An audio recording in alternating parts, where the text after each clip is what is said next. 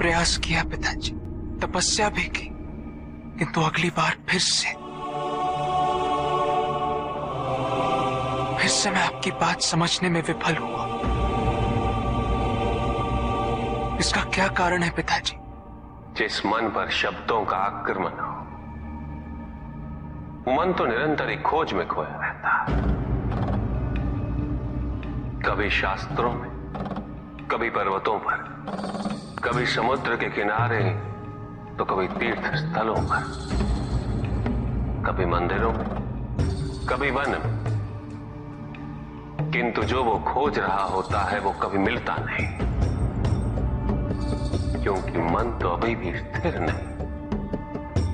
वो व्यक्ति जहां भी रहे पुत्र, जहां भी जाए और जहां भी खोजे, तुमने भी सदैव शब्दों पर ध्यान दिया है कार्तिक, भले ही वो मेरे शब्द हो या किसी और की। तुम्हारी प्रतिक्रिया तो उन शब्दों पर ही आती, और जो मन केवल शब्दों को सुनता है, वो उसके निहित अर्थ से स्वयं वंचित रह जाता। शब्दों की सत्यता को समझने के लिए, उनकी अनुभूति के लिए, मन में शांति के साथ साथ रिक्तता भी अनिवार्य है, शून्यता भी अनिवार्य है। मन में इतना स्थान होना चाहिए पुत्र कि वो शब्दों के परे पहुंचने की यात्रा कर सके।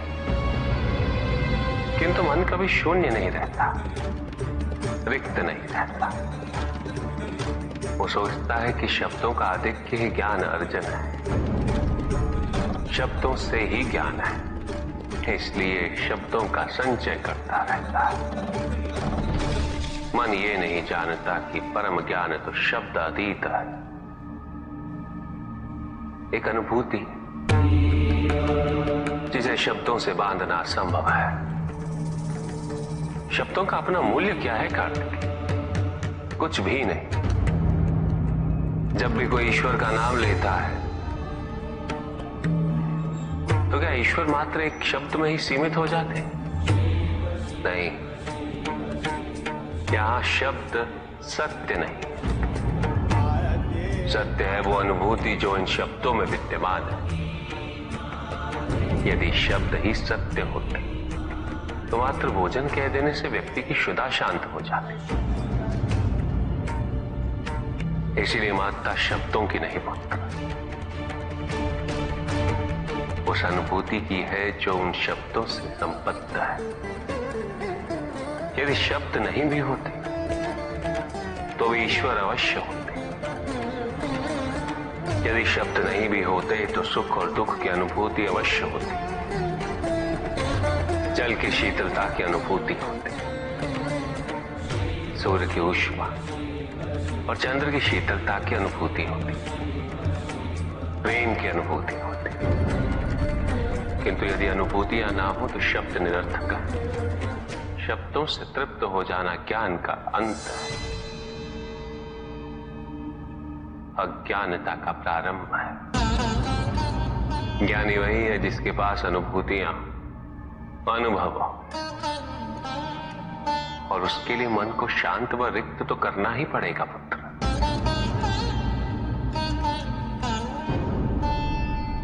युद्ध किसी व्यक्ति से नहीं गणेश, मानसिकता से होता है।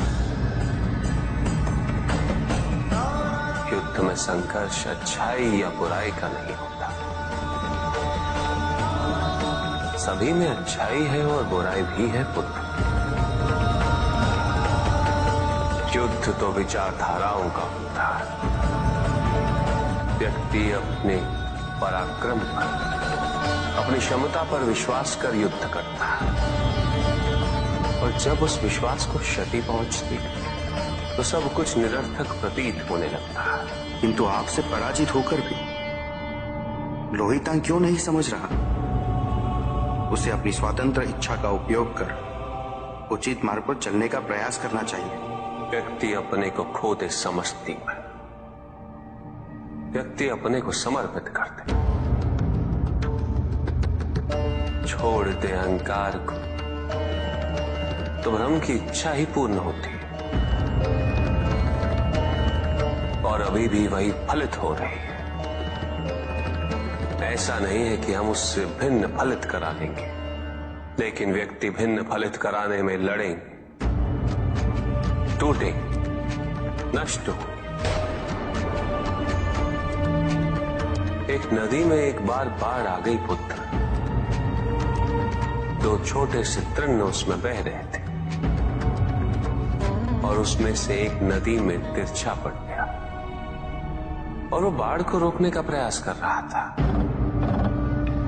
वो अत्यंत ऊंचे स्वर में कह रहा था कि नदी को आगे नहीं बढ़ने देगा। यद्यपि नदी तो बस बढ़ती ही जा रही थी।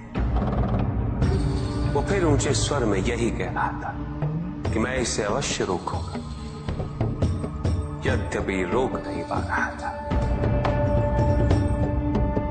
नदी को तो उसके संघर्ष का कुछ भी पता नहीं चल रहा था, किंतु नदी को उसके होने या ना होने से क्या अंतर। उस कण के लिए तो यह अत्यंत महत्वपूर्ण था। उसका जीवन तो संकट में था। वो तो बस बहे जा रहा था। वो जहां भी पहुंचता, किंतु उससे पहुंचना तो संघर्ष करके ही था। किंतु ये बीच का क्षण, ये बीच का काल दुख, पीड़ा, द्वंद्वता का काल है। वहीं दूसरी ओर जो दूसरा तृण था, उसने अपने को समर्पित कर दिया। वो तो नदी में सीधा पड़ा हुआ था, नदी के प्रवाह के साथ साथ बहता जा रहा था और उसे ऐसा प्रतीत हो रहा था जैसे कि वो नदी को दिशा दे रहा है, उसे प्रवाहित होने में सहायता कर रहा हो। वो तो ये निश्चय कर बैठा था कि नदी को समुद्र तक पहुंचाकर ही रहेगा, किंतु नदी को उसकी उपस्थिति का भी आभास नहीं था। नदी पर उन दोनों के होने या ना होने का कोई प्रभाव नहीं था। नदी तो बस बहे जा रही थी। ब्रह्म की इच्छा को जाना नहीं जा सकता, किंतु ब्रह्म के साथ एक अवश्य हुआ जा सकता, और तब व्यक्ति की अपनी इच्छा तो खो ही जाती है, केवल उसकी इच्छा ही शेष रह जाती है। द्वैतांग को अपनी आगे की यात्रा पूरी करने हेतु अत्यंत महत्वपूर्ण निर्णय अवश्य लेने होंगे। केवल उसके अहंकार को, अपितु उसके आत्मसम्मान को भी क्षति पहुंची। जहां से इस युद्ध का अंत हुआ है, वहीं से द्वैतांग के अंतर युद्ध का आरंभ हुआ है। और जो भीतर पराजित होता, उसे हर दिशा में केवल पराजय ही दिखती है।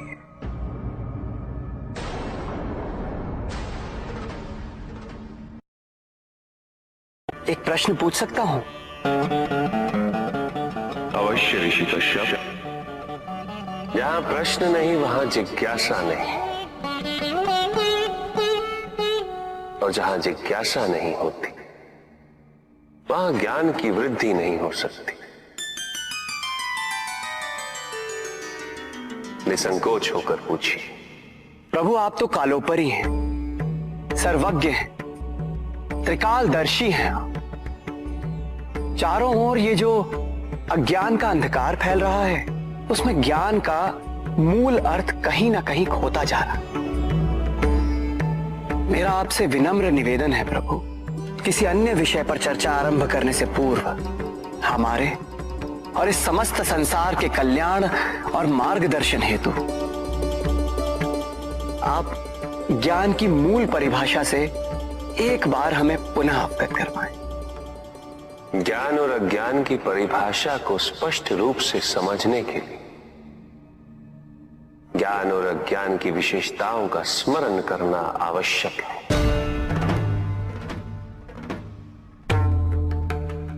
जिसके कारण स्वार्थ, विनाश, क्रूरता, अशांति और भय में वृद्धि हो, वह ज्ञान है। किंतु जो व्यक्ति को उदार, निर्भीक, सहनशील और विनम्र बनाए, वही ज्ञान है। अज्ञान की शक्तियां दुरुपयोग करने हेतु प्रेरित करती हैं, किंतु जो अपनी शक्तियों और अपने सामर्थ्य के प्रति अपने उत्तरदायित्व को समझाए, जो न केवल अपने अपितु अपने से पहले संसार के उद्धार हेतु प्रोत्साहित करे, वो ज्ञान है। ज्ञान का मूल उद्देश्य ही परोपकार है, सृजन है। दूसरों की भावनाओं को समझना, उनका आदर करना, यही ज्ञान है। क्योंकि ज्ञान हमें न केवल अपने अपितु दूसरों के दुख और सुख के प्रति भी संवेदनशील बनाता है। किंतु जो दूसरों की भावनाओं का अनादर करे, उसे ज्ञान की श्रेणी में कैसे रखा जा सकता है? अज्ञान के कारण व्यक्ति सांसारिकता में बंधता जाता है, मोह माया में उलझता जाता है। अज्ञान परम सत्य से दूर ले जाने का माध्यम है, किंतु ज्ञान व्यक्ति को परम सत्य की ओर ले जाता है। ज्ञान मुक्तिदायक है, मोक्ष का मार्ग है, और इस मुक्तिदायक ज्ञान का सर्वोच्च रूप है आत्मज्ञान, और यही ज्ञान की पूर्णता भी है। प्रभु, तांडव की परिभाषा क्या है?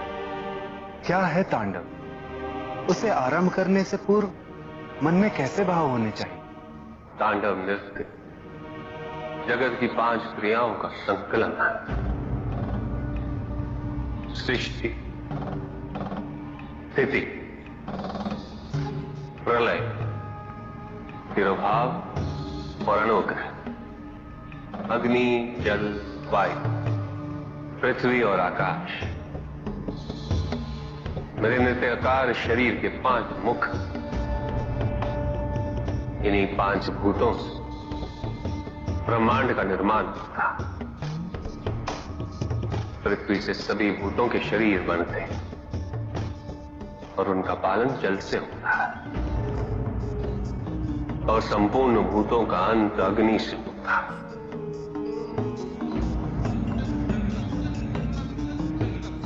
वायु तथा आकाश में तिरोभाव और अनुग्रह की शक्ति।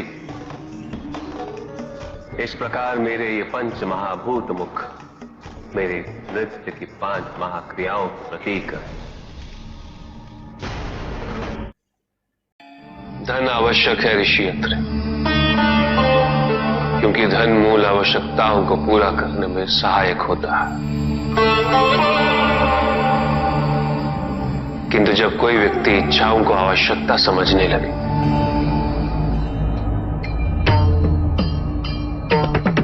तो धन कितना ही क्यों ना पर्याप्त नहीं होता, क्योंकि इच्छाएं अंतहीन है।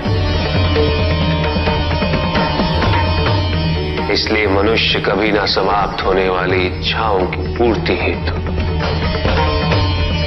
धन संचय को ही अपने जीवन का लक्ष्य समझ लेता है।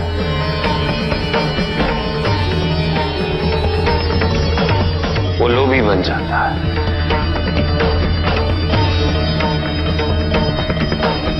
वो भूल जाता है कि उसके जीवन का मुख्य लक्ष्य ईश्वर के समीप आना है।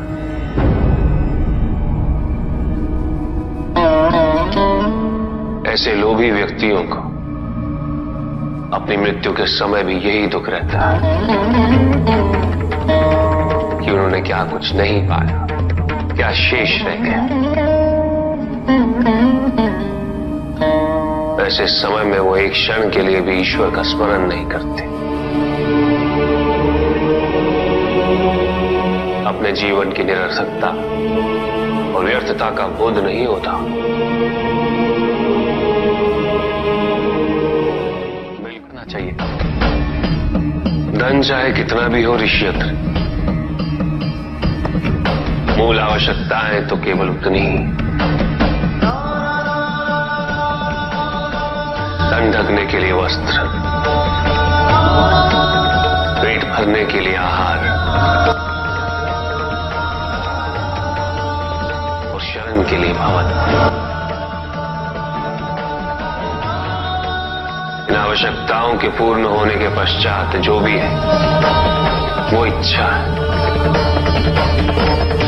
धनी व्यक्ति के पास जो भी अतिरिक्त धन होता है वो उसे दान करना चाहिए, उनके उद्धार के लिए जो अपनी मूल आवश्यकताओं को पूरा नहीं कर सकते।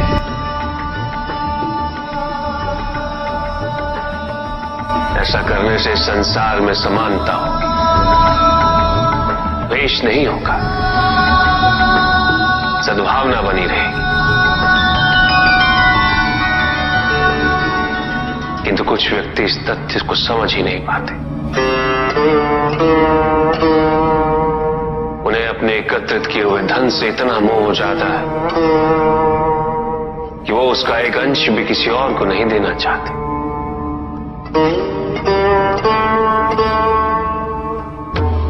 ऐसे व्यक्तियों की सूची में सर्वप्रथम स्थान कुबेर का है।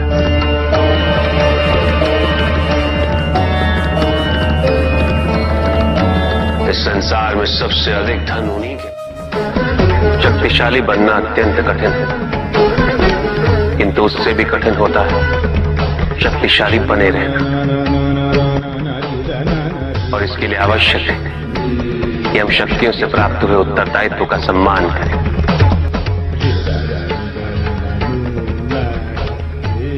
अन्यथा हम स्वयं पर निरंतर खो देते हैं और यह हमारे पतन का कारण बनता है। युद्ध में की गई भूल और उपलब्धियों से कुछ न कुछ सीखना आवश्यक है कार्तिक। बुराई और अच्छाई के मध्य ये युद्ध निरंतर चलता रहेगा।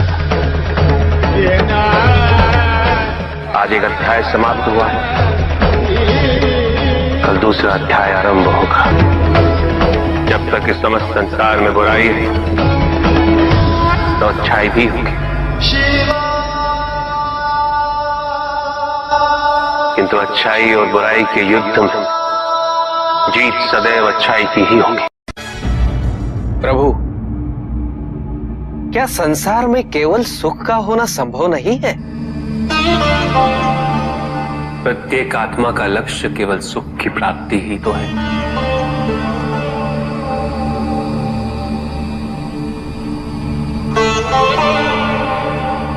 परमानंद की प्राप्ति, किंतु हम सुख नहीं, सुख को प्रदान करने वाली वस्तुओं को एकत्रित करना ही जीवन का उद्देश्य मान लेते हैं। ये समस्त संसार माया है, सब कुछ नश्वर है।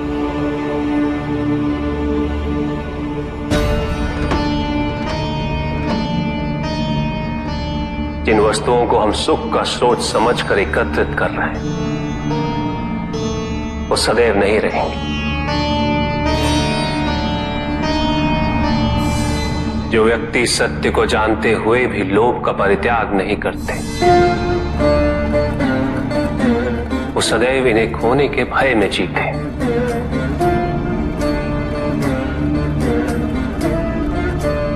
और जो व्यक्ति सत्य को जानते ही नहीं वो अहंकार में जीते।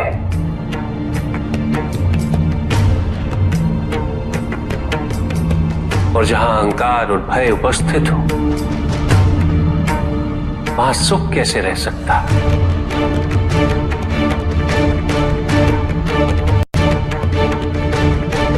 किसी को यह दुख है कि उसके पास कुछ भी नहीं, और जिसके पास सब कुछ, उसे यह दुख है कि पाने को कुछ शेष नहीं। सुख को हम स्वयं अपने दृष्टिकोण से परिभाषित कर देते हैं, जबकि वास्तविकता इससे भिन्न है।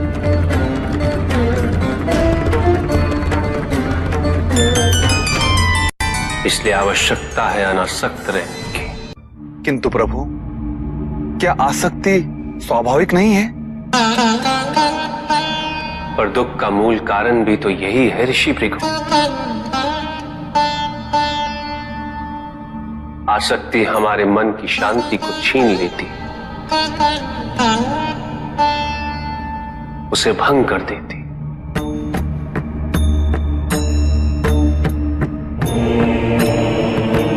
हमारी बुद्धि को स्थिर नहीं रहने देती, उसे चंचल बना देती।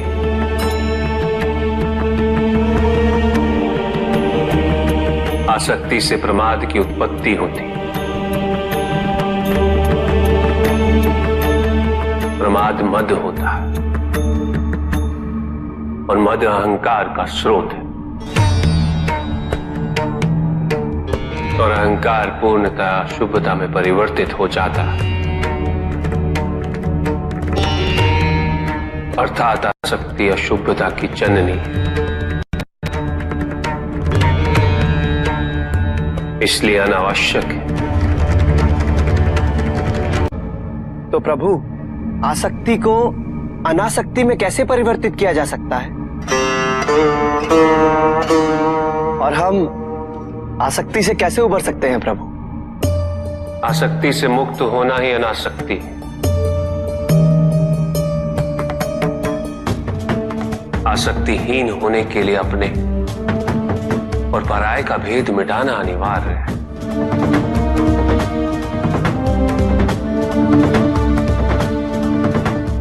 और यह तभी संभव होगा जब हम सुख की खोज बाहर नहीं, अपने भीतर करें। जब हम यथार्थ को पहचानें, उसे स्वीकार करें।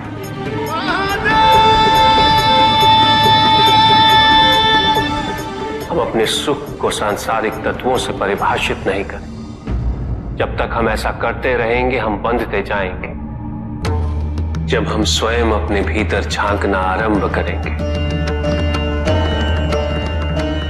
हमारी मुक्ति का मार्ग स्वतः प्रशस्त होता जाएगा। महादेव, आपने हमें दुख का कारण तो बता दिया। प्रभु, ये विवाह मुझे स्वीकार्य नहीं है प्रभु।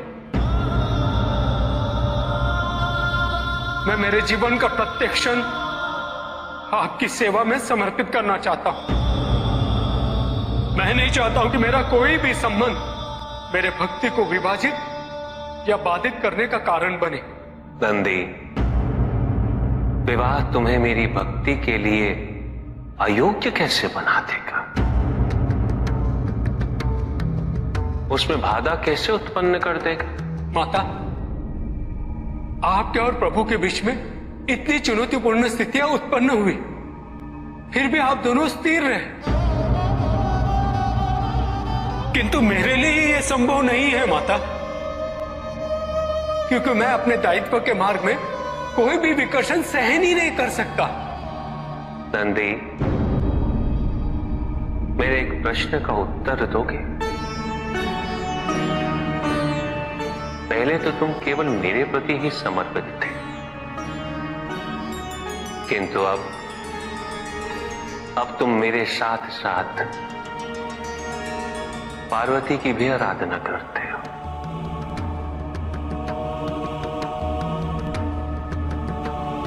क्यों?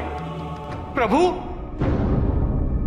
माता आपके अर्धांगिनी है, आपकी पूरक, जिस प्रकार आप उनके पूरक हैं। आप माता के कारण आनंदित रहते हैं, उनकी उपस्थिति आपको प्रसन्नता देती है। अन्यथा आपको इतना हर्षित उनसे पहले मैंने कभी नहीं देखा है। फिर कुमार कार्तिकेय का जन्म, अशोक सुंदरी का जन्म और फिर हमारे गणेश का जन्म।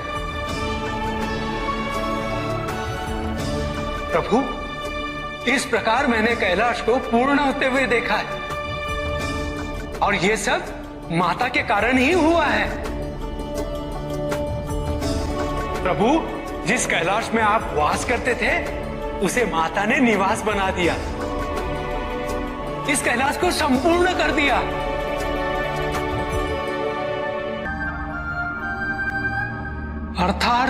अर्थात व्यक्ति की पूर्णता हेतु विवाह आवश्यक है नंदी। जैसे स्वामी और हम एक दूसरे के पूरक हैं, उसी प्रकार तुम्हारी अर्धांगिनी और तुम एक दूसरे के पूरक बनोगे। विवाहित जीवन की अनुभूति, परिवार का सुख,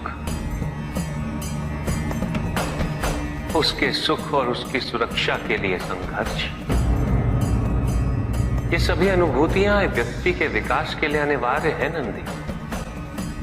किंतु प्रभु, मेरी स्वतंत्रता। स्वतंत्र तो वो नहीं है नंदी जो विवाह के विचार से भयभीत तो होते हैं या संकोच करते हैं, क्योंकि स्वतंत्रता तो वो है जो किसी भी विचार से प्रभावित ना हो, किसी भी सुख, किसी भी दुख से प्रभावित ना हो। और जो व्यक्ति इतना तटस्थ हो, जागरूक हो, उसकी स्वतंत्रता को तो विवाह से भी प्रभावित नहीं होना चाहिए। और फिर क्या गणेश, कार्तिकेय और अशोक सुंदर, ये सभी विवाह उपरांत परिवर्तित हो गए। क्या उनका विवाहित होना उनकी भक्ति और उनके समर्पण में बाधा बन गया नंदी? उनकी स्वतंत्रता में बाधा बन गया? क्या अपने माता पिता के प्रति उनका प्रेम और उनका सेवा भाव घट गया नंदी? फिर मेरे एक और पुत्र को ये चिंता क्यों?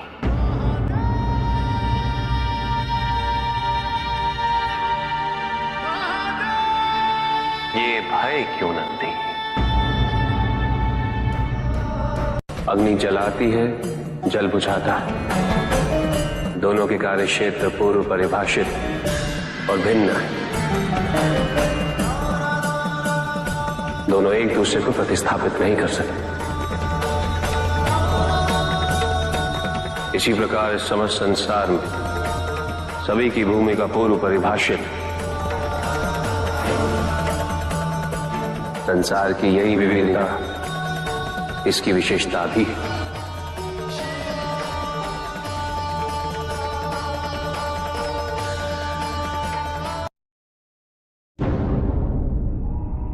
सृष्टि के निर्माण उपरांत एक बार नारायण ने तप के लिए महादेव से उत्तम स्थान के निर्देश की याचना की। महादेव ने अपनी प्रेरणा से समस्त तेज संपन्न अत्यंत शोभायमान पंचकोशी नगरी का निर्माण किया।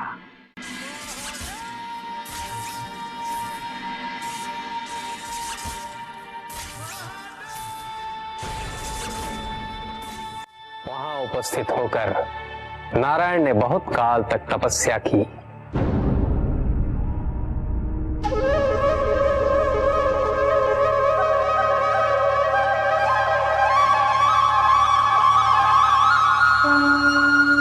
नारायण की तपस्या के अनंतर ही उस क्षेत्र में महादेव की कृपा से अनेक नदी नद सरिताएं उत्पन्न हुई।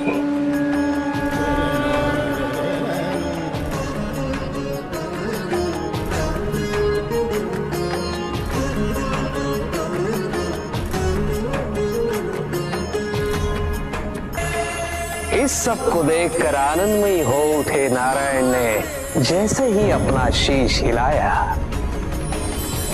के कान की मणि गिर पड़ी। मणिकर्णिका के उस पंचकोश वाले विस्तृत क्षेत्र को महादेव ने अपने त्रिशूल पर धारण किया। महादेव ने अपनी शक्ति से उस पंचकोशी तीर्थ को सभी 14 लोकों से पृथक रखा और आगे इन सब से अलग उसको मृत्युलोक में स्थापित किया। नारायण की ये मणिकर्णिका हमारे द्वारा निर्मित इस विश्व में स्थान पाए और सभी जीवों को हमारी ओर लाने का साधन बने। महादेव, आपने कहा था कि आप इसे इस लोक में स्थापित करेंगे। अब समय आ गया है। महादेव की कृपा से उस मणिकर्णिका का विस्तार पंचकोश तक हो गया। ये मणिकर्णिका पंचकोश की काशी बनकर इस पृथ्वी पर सदैव रहेगी। यह अविनाशी है, चिरकाल तक। सृष्टि के अंत के पश्चात भी इसका अंत नहीं होगा। ये भूमि मुझे सदैव प्रिय रहेगी। यहाँ तप करके स्वयं नारायण तीनों लोकों को प्रकाशित किया, इसीलिए ये मुझे अत्यंत प्रिय है। मैं इसे कभी भी नष्ट और विनष्ट नहीं होने दूंगा। ब्रह्मदेव, जब संसार के आवर्तन के पश्चात प्रलय आएगा, मैं इस काशी को पुनः अपने त्रिशूल पर धारण करूंगा और नवीन संसार में पुनः स्थापित करूंगा। और यहां मेरा अस्तित्व सदैव रहेगा।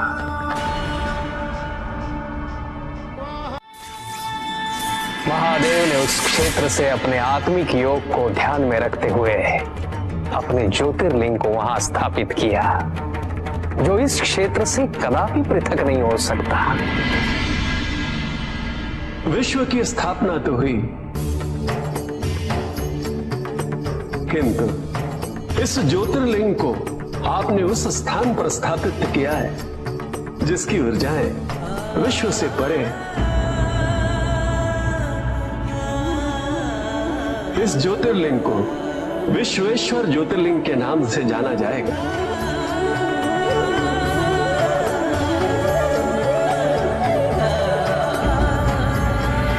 महादेव उस काशी को अपने त्रिशूल पर प्रलय और अनिष्ट की स्थिति में धारण कर उसका संरक्षण करते रहते हैं।